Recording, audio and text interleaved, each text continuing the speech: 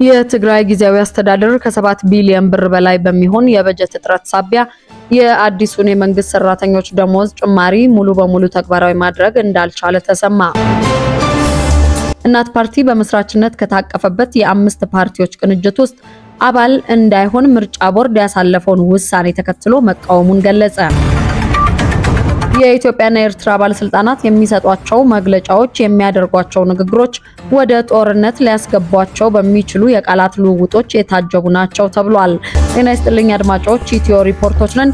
ከላይ ያስተዋወቅናችሁን ርዕሰ ጉዳዮች ጨምሮ የተለያዩ ወቅታዊ መረጃዎችን ይዘናል። እስከ ፍጻሜያችን ድረስ ሰናይ ቆይታ።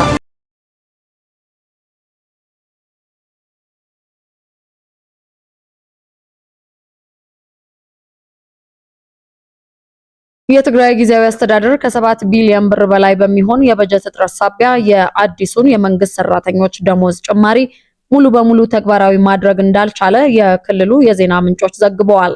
ጊዜያዊ አስተዳደሩ የደሞዝ ጭማሪውን ተግባራዊ ለማድረግ የሚያስፈልገው የገንዘብ መጠን 12 ቢሊዮን መሆኑን ጠቅሶ ገንዘብ ሚኒስቴር ለክልሉ የላከው የጭማሪ ደሞዝ ክፍያ በጀት ግን 4.8 ቢሊዮን ብር ብቻ እንደሆነ መግለጹንና ፌዴራል መንግስቱ ለክልሉ ተጨማሪ በጀት እንዲልክ ባለስልጣናቱ መጠየቃቸውን ዘገባዎቹ ጠቅሰዋል።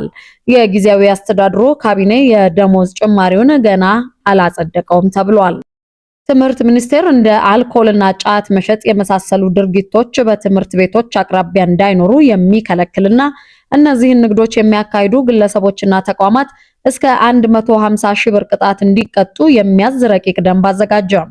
ደንቡ ተማሪዎች በትምህርት ቤት ውስጥ ባህልና ወግ ይቃረናሉ የተባሉትን ቫለንታይንስ ዴይ እና ከለር ዴይ ጨምሮ የተለያየ መጤ በዓላትን እንዳያከብሩ ያግዳልም ተብሏል።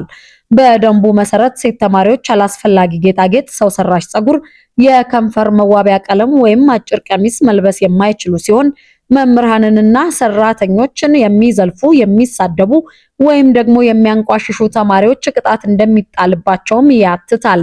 በትምህርት ቤቶች ውስጥ ፖለቲካዊና ሃይማኖታዊ ይዘት ያላቸው ጽሑፎች ወይም ምስሎችን መያዝና ማሰራጨትንም ደንቡ ከልክሏል። እናት ፓርቲ በመስራችነት ከታቀፈበት የአምስት ፓርቲዎች ቅንጅት ውስጥ አባል እንዳይሆን ምርጫ ቦርድ ያሳለፈውን ውሳኔ ተቃወመ።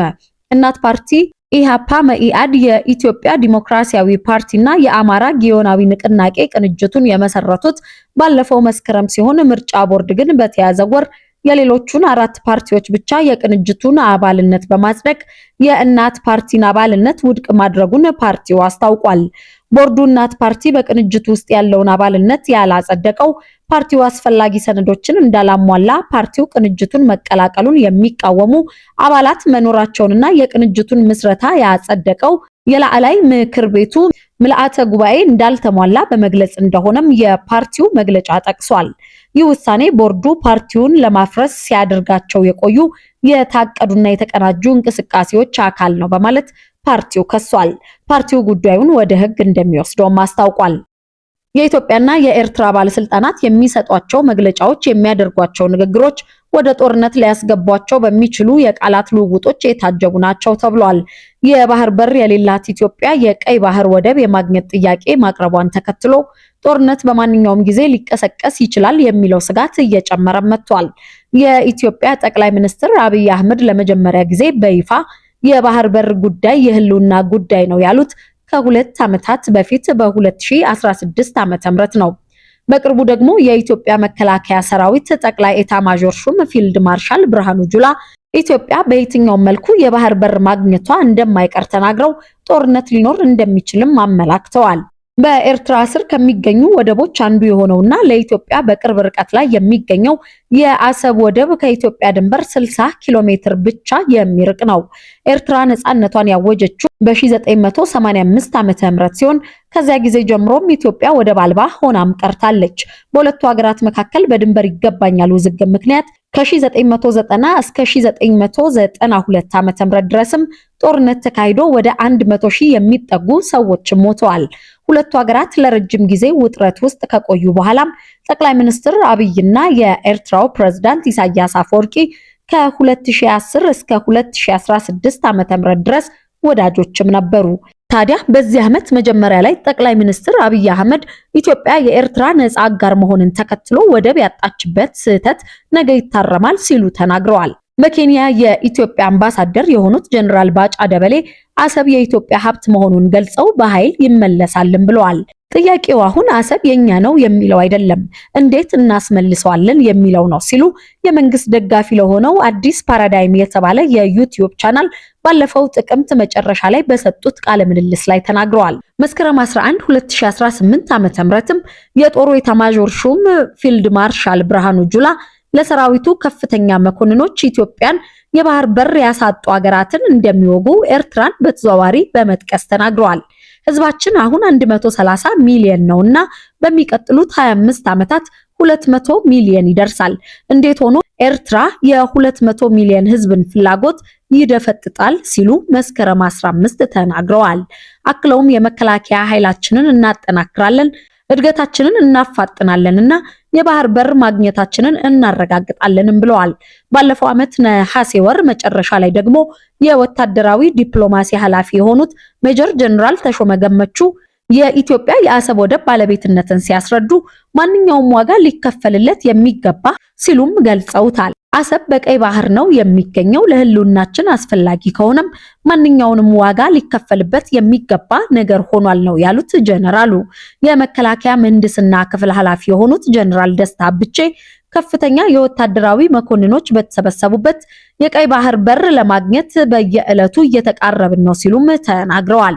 ይህንን ማድረግ የባህር በር ማግኘት ተልእኮውን የሚሸከም አስተማማኝ ኃይል መገንባት አለብን እና ለዚህም ነው ዕለት በዕለት ወደዚያ እየተቃረብን ያለነውም ብለዋል። ከኢትዮጵያ ወገን በቀይ ባህር የባህር በር የማግኘት ፍላጎት በተደጋጋሚ ቢሰማም የኤርትራ መንግስት ምላሽ ግን የማስታወቂያ ሚኒስትሩ የማነ ገብረ መስቀል በኤክስ ገጻቸው ላይ በሚለጥፉት አጭር መልእክት የተወሰነ ነው። ኢትዮጵያ የባህር በር ለማግኘት የምታቀርበውን ጥያቄ አደገኛ ነው በማለት ውድቅ ያደረጉት ሚኒስትሩ የድንበር መንጠቅ መርዛማ አጀንዳ ሲሉም ኮንነውታል። መስከረም 6 2018 ዓ.ም ሚኒስትሩ የኢትዮጵያን እርምጃ ግልጽ የሆነ ጥቃት በማለት ለኢትዮጵያና ለጎረቤቶቿ ጦስ እንደሚኖረው አስጠንቅቀው ሊታለፍ የማይገባው ቀይ መስመር መሆኑንም ገልጸዋል። ብዙም ሲናገር የማይደመጠው የኤርትራ መከላከያም ህዳር ወር መጀመሪያ ላይ የኢትዮጵያ መሪዎች ህዝቡን ወደ ጦርነት አዘቅት መጎተት እንዲያቆሙም አስጠንቅቋል። ጦሩ አክሎም ቀይ መስመሩን የሚያልፍ ማንኛውም አካል ለመማር ዳግም ዕድል የማይሰጥ አዘቅት ውስጥ ራሱን እየከተተ ነው ሲል አስጠንቅቋል። ከ100 ዓመታት በላይ በአንድ ጀርመናዊ ቤተሰብ ተይዘው የነበሩ 12 የኢትዮጵያ ታሪካዊ ቅርሶች በይፋ ወደ ሀገራቸው እንዲመለሱ መደረጉ ተሰምቷል። ቅርሶቹን ሰብስበው በባለቤትነት ይዘዋቸው የነበሩት የ1920ዎቹ በኢትዮጵያ የጀርመን መንግስት መልእክተኛ የነበሩት ፍራንዝ ዌይስ እና ባለቤታቸው ሄድዊግ ናቸው ተብሏል። ወደ ኢትዮጵያ ከተመለሱት ቅርሶች መካከልም ዘውዶች፣ ጋሻዎች፣ ስዕሎች እንደሚገኙባቸው የዘገበው ቢቢሲ ነው። ቅርሶቹን ለኢትዮጵያ የመለሱት አባታቸው በኢትዮጵያ የጀርመን ዲፕሎማት በነበሩበት ጊዜ የተወለዱት ፕሮፌሰር ራሞን ቄይስ መሆናቸው ዘገባው ጠቅሷል። ብሔራዊ ባንክ በበጀት ዓመቱ በሶስተኛው ሩብ ዓመት ለሚያካሂደው የውጭ ምንዛሬ ጨረታ $420 ሚሊዮን መድቧል። ባንኩ በሶስተኛው ሩብ ዓመት ማለትም ታህሳስ 28፣ ጥር 12፣ ጥር 26፣ የካቲት 10፣ የካቲት 24 እና መጋቢት 8 ለሚያካሂዳቸው የውጭ ምንዛሬ ጨረታዎች ለእያንዳንዳቸው $70 ሚሊዮን መመደቡንም ባወጣው መግለጫ አስታውቋል። ባንኩ በተያዘው በጀት ዓመት በሁለተኛው ሩብ ዓመት ላይ ህዳር 25 እና ታህሳስ 7 ቀን ለሚያካሂዳቸው ጨረታዎች በድምሩ $100 ሚሊዮን መመደቡንም ጠቅሷል። ከውጭ አሜሪካ ከግሎባል ፈንድ ጋር በመተባበር ሊናካፓቪር የተባለውን አዲሱን የኤችአይቪ ኤድስ መከላከያ መድኃኒት በአፍሪካ ለመጀመሪያ ጊዜ በኤስዋቲኒ በነፃ ማሰራጨት ጀምራለች። የአሜሪካ ኩባንያ ያመረተው መድኃኒት በዓመት 2 ጊዜ ብቻ በመርፌ የሚወሰድና በኤችአይቪ በሽታ የመያዝ ዕድልን 100% በሚባል ደረጃ ሊከላከል የሚችል እንደሆነም ተነግሮለታል። የአሜሪካ መንግስትና ግሎባል ፈንድ በቀጣይ የአውሮፓውያኑ ዓመት ለአፍሪካና ለሌሎች ሀገራት 325,000 ዶዝ መድኃኒት እንደሚያሰራጩ ኤስዋቲኒ ውስጥ በሰጡት መግለጫ ላይ አስታውቀዋል። በቀጣዩ 1 ዓመት ከመንፈቅ ውስጥ አሜሪካና ግሎባል ፈንድ የመድኃኒቱን 2 ሚሊዮን ዶዝ ገዝተው ለማቅረብ ማቀዳቸውም ተገልጿል። መድኃኒቱ ከፍተኛ የኤችአይቪ ስርጭት ባለባቸው ሀገራት በአግባቡ ጥቅም ላይ ከዋለ በሽታው በአጭር ጊዜ የህዝብ ጤና ስጋት መሆኑ እንዲያበቃ ማድረግ ያስችላልም ተብሎለታል። ለመጀመሪያው ዙር የመድኃኒቱ ስርጭት 10 የአፍሪካ ሀገራት ተመርጠዋል። አድማጮች ከኢትዮ ሪፖርት የያዝናቸውን መረጃዎች አበቃን። በቀጣይ በሌሎች መረጃዎች እስክንገናኝ ጤና ይስጥልኝ።